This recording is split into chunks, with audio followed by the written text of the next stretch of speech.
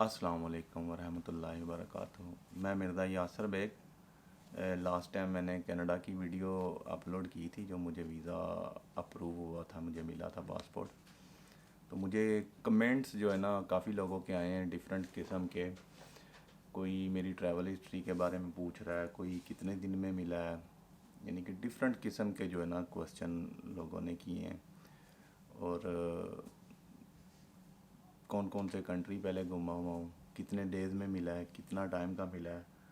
तो और भी कुछ रिलेटेड जो है ना कि कुछ लोगों के रिज़ल्ट जो है ना वो एक एक साल से नहीं आए हैं, उनका भी वो भी कमेंट्स कर रहे थे। तो मैं कोशिश करूँगा इस वीडियो में जो है ना मैं ऑलमोस्ट सब के क्वेश्चन का जो है ना वो सलूशन हल वो बता सकूं कि बेसिकली मैंने जो वीज़ा अप्लाई किया और मुझे कैसे मिला वीज़ा। इसकी मैं डिटेल बताता हूँ आपको। तो ये मैं एक दफ़ा फिर दिखा देता हूँ कनाडा का वीज़ा, ये देख सकते हैं। तो मैंने ये वीज़ा अप्लाई किया था 10 नवंबर को। बेसिकली 10 नवंबर को मैंने कनाडा का वीज़ा अप्लाई किया था ऑनलाइन। माई सेल्फ जो है ना मैंने ऑनलाइन अकाउंट क्रिएट किया और घर बैठ के ही मैंने डॉक्यूमेंटेशन सारी जो है ना वो प्रिपरेशन की है, रेडी की है। रेडी करके मैंने सारे डॉक्यूमेंट्स जो है ना मैंने वो अपलोड किए हैं और सबमिट कर दिए हैं। तो मुझे with in 10 days, almost 10 days और 9 डेज़ में जो है ना मुझे एक ईमेल में मैसेज आ गया। जीसी अकाउंट होता है बेसिकली, जीसी की अकाउंट आईआरसीसी का जो है ना, तो उसमें मेरा जो है ना वीज़ा स्टेटस मुझे अप्रूव्ड, वो उन्होंने एक ओपीआर की रिक्वेस्ट, ओरिजिनल पासपोर्ट रिक्वेस्ट भी उन्होंने कर दी थी कि आप अपना पासपोर्ट भेजें, हम फर्दर आपकी एप्लीकेशन को प्रोसीड करें वीज़ा स्टिकरिंग के लिए। तो नेक्स्ट जो है ना मैंने फिर बायोमेट्रिक्स भी मैंने वो मेरे हो गए थे। तो सब प्रोसेस ऑलरेडी मैंने पहले भी शेयर किया हुआ था, लेकिन डॉक्यूमेंट्स मैं बताता हूँ क्या। मेरी ट्रैवल हिस्ट्री जो थी बेसिकली, मैंने अफ्रीकन कंट्रीज़ कुछ ट्रैवल किए हुए हैं, लाइक साउथ अफ्रीका और कीनिया, युगांडा वगैरह। और यूरोप की 2-3 टाइम मेरी ट्रैवलिंग है, जर्मनी में है, इटली में है, फ्रांस है, यानी कि 2-3 दफ़ा मैं वहाँ पे गया हूँ। और तुर्की की एक ट्रैवल हिस्ट्री है मेरी। तो बेसिकली मैंने दुबई से अप्लाई किया था, दुबई में मैं रहता हूँ, यहाँ पे मेरा बिज़नेस है। और ट्रैवल हिस्ट्री तो इतनी थी मेरी, 2-3 चौथा मेरा शेंजन वीज़ा था ये। तो डॉक्यूमेंट्स आप के ऊपर ही हैं बेसिकली, क्योंकि मेरी जो प्रोफाइल है वो आप की नहीं सेम हो सकती, हर बंदे की डिफरेंट प्रोफाइल होती है, कोई बंदा किसी को अपने साथ कंपेयर नहीं कर सकता। तो मैंने जो है ना डॉक्यूमेंट्स, अपनी बैंक स्टेटमेंट मैंने लगाई है, वो 4 मंथ की बैंक स्टेटमेंट लगती है। और एनओसी जो मेरी कंपनी का लेटर हेड है वो एनओसी लेटर उसको, और नो ऑब्जेक्शन लेटर बोल सकते हैं। तो वो मैंने उसमें जो मेरी इनकम है वो मेंशन की है, और अपना पर्पस जो होता है मेरा, जिसको आप कवरिंग लेटर भी बोल सकते हैं, वो पर्पस मैंने शेयर किया कि मेरा ये प्लान है 8-10 दिन का जाने का कनाडा, टोरंटो में, वहाँ पे घूमूंगा फिर वापस आ जाऊँगा। तो वो था, बैंक स्टेटमेंट थी, मेरी फैमिली की FRC certificate, documentation, marriage certificate था। और मेरे जो पासपोर्ट की जो पुराना पासपोर्ट है उसकी सब पेजेस की जहाँ पे स्टैंपिंग है, स्टिकरिंग है वीज़ाज़ की, वो सारी मैंने अटैचमेंट साथ लगाई हैं। और होटल बुकिंग फ्री booking.com से जो है ना वो मैंने बुक की है। और जो एयरलाइंस की बुकिंग है वो भी डमी होती है, वो भी आप वो शो होती है लेकिन पेड नहीं होती बेसिकली। और एक छोटा सा ट्रैवल प्लान बना लिया था, वो भी ऑनलाइन मिल जाता है, सब कुछ तो फ्री था।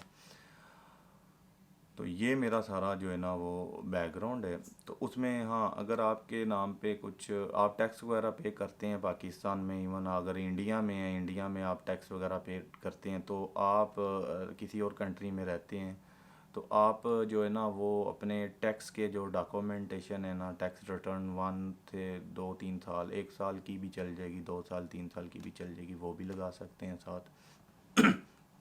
मैंने टैक्स रिटर्न भी 1 ईयर्स की लगाई थी, फ्रेश जो है, और कुछ सेविंग में जो कुछ पैसे होते हैं थोड़े से वो शो किए थे। और जो मेरा क्लोजिंग बैलेंस था बेसिकली वो दिरहम में देखा जाए तो वो तकरीबन अराउंड 25 से 30 हज़ार दिरहम समथिंग होगा, हाँ इतना ही था। और वो पीकेआर में अगर देखें तो वो तकरीबन 10 से 12 लाख रुपया क्लोजिंग बैलेंस बनता है।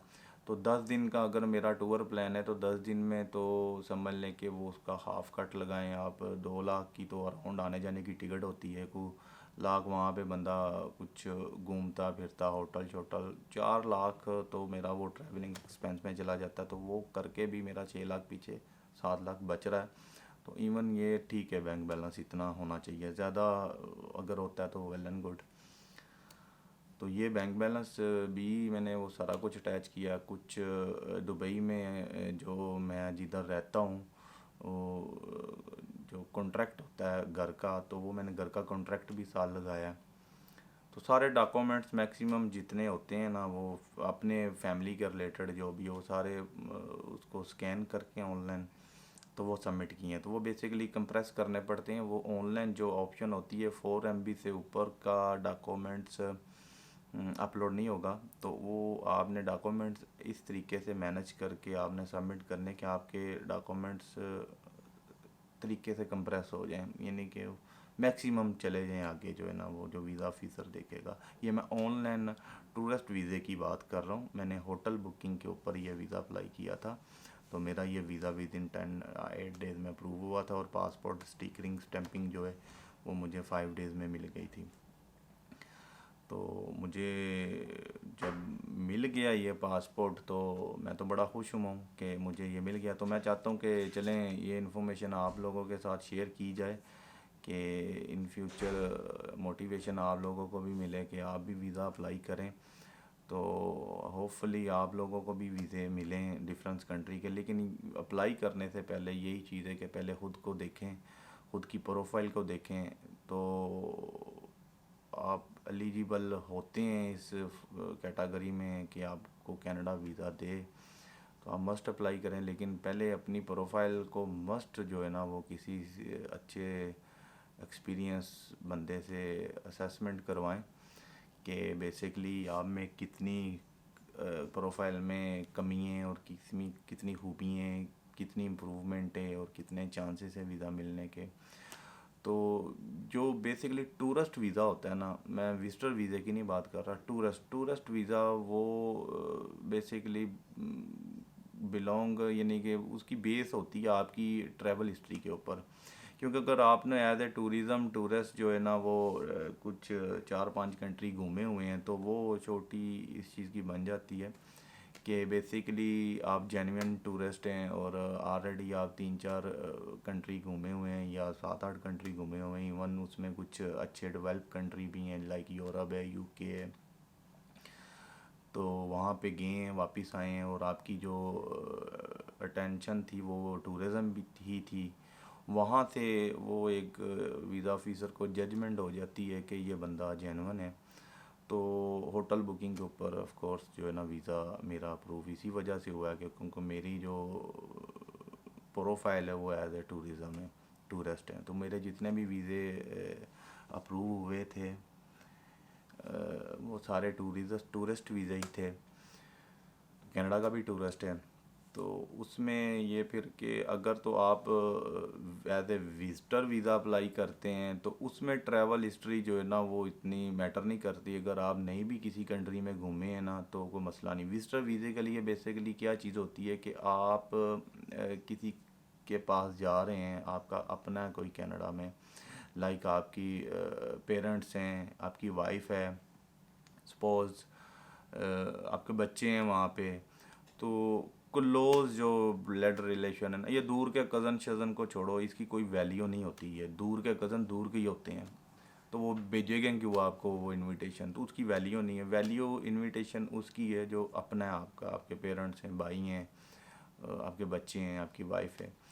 वो जो इनविटेशन आपको आता है ना, तो उस इनविटेशन के ऊपर कोई ट्रैवल हिस्ट्री की ज़रूरत नहीं होती, उसके ऊपर वीज़ा जो है ना वो अप्रूव हो जाता है, वो मिल जाता है। और उसके साथ ये नहीं कि खाली इनविटेशन, ओनली इनविटेशन के ऊपर ही वीज़ा मिल जाता है, समटाइम इनविटेशन ही भी अच्छा होता है तो बाकी चीज़ें जो है ना वो ठीक नहीं होती, तो वीज़ा रिफ्यूज़ हो जाता है। इनविटेशन के साथ आपकी बैकग्राउंड भी अच्छी होनी चाहिए, आप बंदे भी अच्छे होने चाहिए, और कुछ क्रिमिनल एक्टिविटीज़ नहीं होनी चाहिए आप में, और वेल सेटल, वेल जॉब, ये भी चीज़ें साथ मैटर करती हैं। तो जितनी अच्छी डॉक्यूमेंटेशन बना के आप अगर सेंड करते हैं ना, तो होपफुली वीज़ाज़ मिलने के भी चांसेस बढ़ जाते हैं। तो ये भी देखी जाती है, कुछ फैमिली टाइज़ भी देखी जाती है कि आपकी कनाडा में कितनी स्ट्रॉन्ग फैमिली टाइज़ हैं, पाकिस्तान या इवन इंडिया में कितनी स्ट्रॉन्ग फैमिली टाइज़ हैं कि आप वापस आएंगे, ये चीज़ें भी मैटर करती हैं। यानी कि कनाडा का वाहिद वीज़ा ऐसा है जो मैंने देखा है कि इसमें मैक्सिमम डॉक्यूमेंटेशन चलती है। कंपेयर करें अगर यूएसए का वीज़ा, तो वो तो मैं समझता हूँ तो उसमें तो किसी चीज़ की ज़रूरत ही नहीं, वो तो पूछते ही नहीं है, बैंक स्टेटमेंट का भी नहीं इवन पूछते, वो सबसे इजी वीज़ा होता है, वो भी बंद है अपॉइंटमेंट। मेरा प्लान था यूएसए का ही, लेकिन जब देखा है मैंने अपॉइंटमेंट एक एक साल, दो दो साल के बाद मिल रही हैं, तो फिर मैंने कनाडा का किया। तो कनाडा का मुझे भी कुछ मेरे दोस्त वगैरह जो जिन्होंने अप्लाई किए थे कोविड से पहले, जब स्टार्ट होने वाला था, तो वो एक दूसरे से हम एक्सपीरियंस शेयर करते रहते हैं, वो भी ट्रैवलिंग करते हैं, तो वो सारे के सारे रिफ्यूज़ हुए थे। तो उनको भी देख के थोड़ा सा मुझे लगा कि मैंने कैसे आगे प्लानिंग करनी है। तो खैर एनीवे, ये वीज़ा भी आप डिपेंड करता है कि किस टाइम पे अप्लाई कर रहे हैं, और दुनिया में, और उस जिस कंट्री में अप्लाई कर रहे हैं उस कंट्री की क्या कंडीशन, क्या सिचुएशन चल रही है। कि अभी तो कोविड में मुश्किल है कि टूरिस्ट जो है ना वो बड़ा ही कुछ स्ट्रॉन्ग हो तो उसको वीज़ा मिले। बाकी प्रायोरिटी वो विजिटर वीज़े जो फैमिली जो जिनकी उधर है उन को ही प्रायोरिटी पे रख कर जो है ना वीज़ाज़ अप्रूव कर रहे हैं। टूरिज़म अभी उन्होंने बैकेंड पे रखी हुई है, अप्रूव हो रहे हैं टूरिज़म भी, जैसे मेरा हुआ है। मेरी वो गुड लक थी, मेरा हो गया, दुआएं थी। तो होपफुली मैं हैप्पी हूँ, ट्रैवलिंग करूँगा इंशाल्लाह, तो मैं वीडियोस भी शेयर करूँगा, एक्सपीरियंस सारा शेयर करूँगा कि आप लोगों की भी हेल्प हो। तो उसके अलावा एक भाई और ने भी क्वेश्चन किया था कि उसने भी आई थिंक जो जनवरी कोविड स्टार्ट जब हुआ था ना 2020 में, तो तब अप्लाई किए थे। मेरा एक दोस्त है यहाँ पे सरदार, मेरे साथ एक दो दफ़ा वो एक दफ़ा ट्रैवल किया था तुर्की से, वो दुबई में ही होता है। वो दो दफ़ा कनाडा से रिफ्यूज़ है, अभी तीसरी दफ़ा उसने कनाडा का वीज़ा अप्लाई किया था, वो भी उसने किया था 2020 जनवरी में। तो उसका केस अभी तक 1 ईयर हो गया, उसकी कोई रिज़ल्ट नहीं आई। ये कोविड की वजह से लटक चुके हैं काफ़ी से इंडियन और पाकिस्तानी केसेस ऐसे हैं कि जो अप्रूव नहीं हो रहे। बेसिकली उसने टूरिस्ट वीज़ा अप्लाई किया था। तो टूरिस्ट वीज़ा का क्या सीन है कि जो बैकलॉग बना हुआ है एप्लीकेशंस का, टूरिस्ट वीज़े को जो ओल्ड एप्लीकेशन है उनको शायद वो देख नहीं रहे, या टाइम लगेगा मज़ीद। प्रायोरिटी उन लोगों की अप्रूव कर रहे हैं जो विजिटर वीज़े, जिन्होंने अपनी फैमिलीज़ को मिलना है जाके उनको। तो उस भाई का भी अभी कोई मेरा होता है लिंक उससे, इंडिया के सरदार हैं, नाम नहीं मैं ले सकता। तो अभी दिसंबर उसने देखना है, तो उसने दिसंबर देखना, अगर कुछ सीन ना हुआ तो उसने वो पुरानी अपनी एप्लीकेशन विड्रॉल करवा के तो नई एप्लीकेशन वो पुट अप करेगा, तो होपफुली उसको रिज़ल्ट अच्छा मिल जाएगा। तो आपको भी यही मेरा मशवरा कि अगर आप 6 माह साल और इंतज़ार करेंगे, क्योंकि आपका स्पॉन्सरशिप पे था, आपकी दूर की किसी कज़न की वाइफ ने आपको शायद स्पॉन्सर किया था, जो कमेंट्स में मैंने पढ़ा था, दूर के कज़न की वाइफ ने स्पॉन्सर, वो इतना कुछ स्ट्रॉन्ग नहीं है ये चीज़, आपको वेट करने का फ़ायदा नहीं है। तो आप बेहतर यही है कि अपनी एप्लीकेशन वो विड्रॉल करें, ख़त्म करें उसको, और नई पुटअप करें, और नई स्टोरी के साथ, नई प्लान के साथ, नई जो पर्पज़ है उसके साथ करें। आपको इंशाल्लाह हाँ या ना, एटलीस्ट वीज़ा मिलना या ना मिलना वो बात का मसला, लेकिन हाँ या ना में आपको रिफ्यूज़ या अप्रूव में जवाब तो फ़ौरन मिल जाएगा ना, विद इन 30 डेज़ में, within 30 days to 35 days में मिल जाएगा। तो जो गरीब 1 से 1 साल से लटके हुए हैं वो तो अभी सोच रहे हैं हम क्या करें, ना वो आगे के ना पीछे के। चलें, होपफुली मैं दुआ करता हूँ कि उनके लिए भी कोई अच्छा सिस्टम हो, उनके भी वीज़ाज़ जो है ना वो उनके रिज़ल्ट आएँ, अप्रूव के ही आएँ। तो बाकी मैं एक प्रॉपर डिटेल्स के साथ जो है ना वीडियो कनाडा की एक और मैं इसके बाद, क्योंकि ये वीडियो लंबी हो गई है, मैं बनाता हूँ जिसमें एक प्रॉपर चेकलिस्ट और डॉक्यूमेंटेशन की जो है ना मैं वो चीज़ बताऊँगा, और वो जो फॉर्म्स जो जीसीकी के अकाउंट से जिस तरीके से आपने अपलोड करना है, जो भी करना है, तो आप इस चीज़ को फॉलो करेंगे ना तो इंशाल्लाह आपको 110% जो है ना वीज़ा मिलने के चांसेस आपको बन जाएंगे। तो वो बनाने आपने हैं, यानी कि ये नहीं है कि बस मैं अभी वीडियो बना रहा हूँ तो आपने देखा है कि यार ये तो वेरी सिंपल है, हमने ऐसे करना है तो ऐसे करके हमें वीज़ा मिल जाएगा। ये लग के ऐसे नहीं होता। ये प्रॉपर आप एक तरीके के साथ चलेंगे तो आपको वीज़ा इंशाल्लाह मिलते जाएंगे। तो लगेगा कि इंशाल्लाह। तो मैं अभी के लिए खुदा हाफिज़ करता हूँ। नेक्स्ट इंशाल्लाह जो है ना मैं वीडियो भी अपलोड करता हूँ, वो पूरी डॉक्यूमेंटेशन और किस तरीके से होगी तो वो आप उसको देखें और उस तरीके से कनाडा का जो है ना आप अपना सिस्टम करें। Thank you very much. अल्लाह हाफिज़।